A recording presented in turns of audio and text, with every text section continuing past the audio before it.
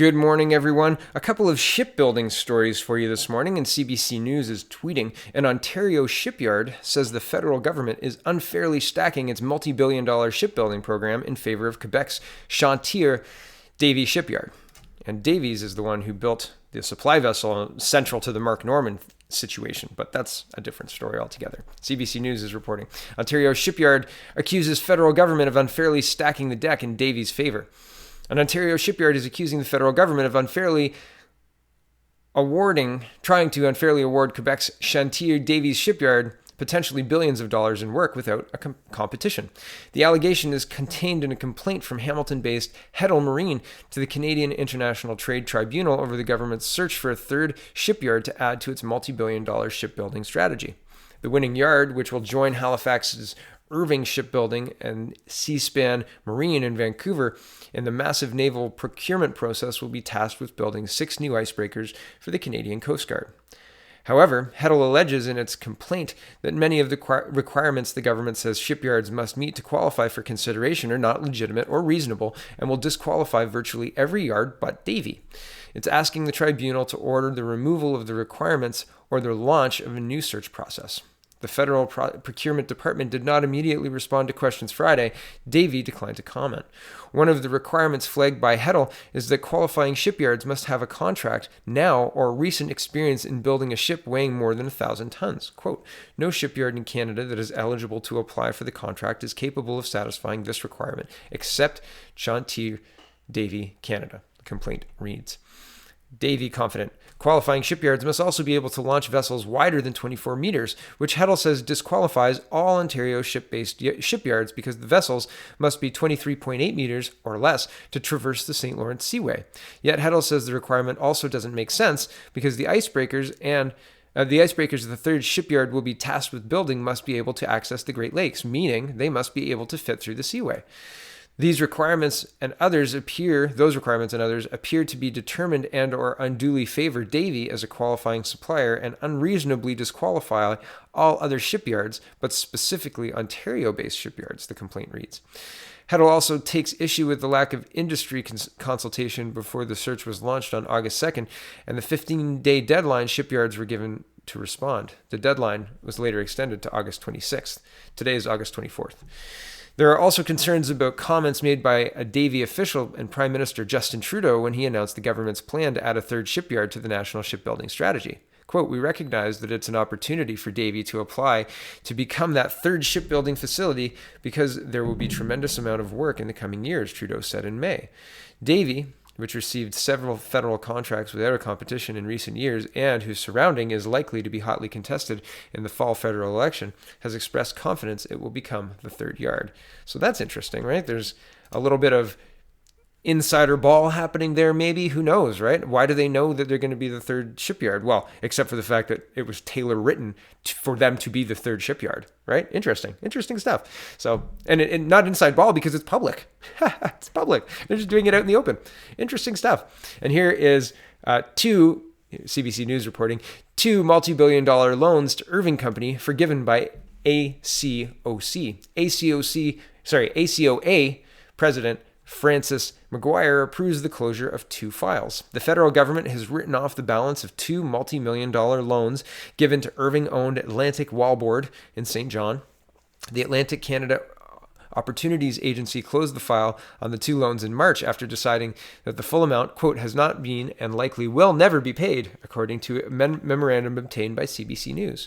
The 2 loans, called conditionally repayable contribution agreements, really? Doublespeak?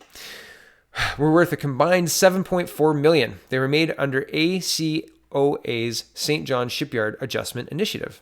In the March 27 memo, ACOA Vice President Kent Easterbrooks said the company has fulfilled the obligation to repay according to the terms of their contribution agreements, though it hadn't repaid the full amount. He recommended that Agency President Francis McGuire approve the closure of the 2 files. Amount repaid not known. The contributions will never be fully repaid. Brooks wrote. McGuire approved the recommendation with his signature. The memo says Atlantic Wallboard only had to start repaying the loans when it demonstrated a net income related to the project, but that it didn't necessarily require the entire amount. I scroll down a little bit. Loans followed Irving's closure of Shipyard. The two loans were part of a $55 million federal program launched in 2003 to cushion the economic impact of J.D. Irving Limited closing its shipyard in the city. Ottawa established the program after Irving centralized its shipbuilding business in Halifax. At the time the initiative was announced in 2003, Irving said it would not receive any of the federal funding until it matched it with its own money. In a 2006 report, ACOA said an initial $4 million had been earmarked for a feasibility study to find a new use for the site, and that it would be increased to $9.9 million. That's the amount still outstanding. The ACOA then provided Irving with a total of $42.4 million to help establish Atlantic Wallboard. The first loan for $35 million wasn't repaid because the company didn't achieve certain targets, ACOA said. The two subsequent loans, the ones written off this year, were for $6.1 million issued in March 2011 and $1.2 million issued in March 2012.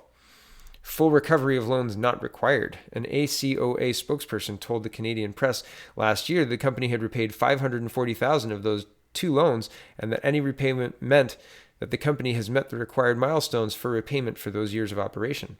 But the ACOA is now refusing to say how much of the loans have been repaid when the files were closed in March. The memo says that two funding agreements weren't designed to require full recovery, but to reduce the risk of the Atlantic Wallboard would reap significant windfall profits without the ACOA first being repaid. So this is like a clawback measure. So if they start to make a lot of money, the ACOA gets that and gets to have their loan repaid. So this situation kind of incentivizes the shipyard to not start producing very much until after the terms are done, right? Because if you start producing that profit, you have to repay the loan. If you don't produce the profit, you don't have to repay the loan. Right? Seems weird? Seems strange? Don't you wish your business could run that way? Yeah, I'll have $35 million, and then if we don't make a profit, I don't have to repay the loan. No problem. That's great. Where's the downside? Back to the article. The St. John's Shipyard Adjustment Initiative was controversial when it was announced in 2003. Then Liberal Industry Minister Alan Rock, responsible for the ACOA when funding was approved, had accepted a free family vacation at the Irving fishing camp on the Restigouche River during his time as health minister. Federal ministers were not allowed to accept gifts worth over $200 under the rules in place at the time. I guess a vacation at the Restigouche River is less than $200. Seems strange. But it seems even stranger, all this money and the agreements and the cushioning and all that other stuff. Do all federal businesses work this way? I mean, is that really the best thing for them? Shouldn't we just unshackle them from these agreements and let them earn their money and pay back the loans? Right? But maybe not. Maybe I'm wrong. Who knows? Thank you for watching, everybody. At the end of my last video, I had some questions that I wanted to ask, but another pop-up had taken over my screen, and I just decided that the article stood on its own, so I just finished the video. So I apologize for that. It was a little cut short. But this video, this is the end. So thanks for watching, everybody. Check out the People's Party of Canada.ca and have a wonderful, wonderful weekend, because it's the weekend.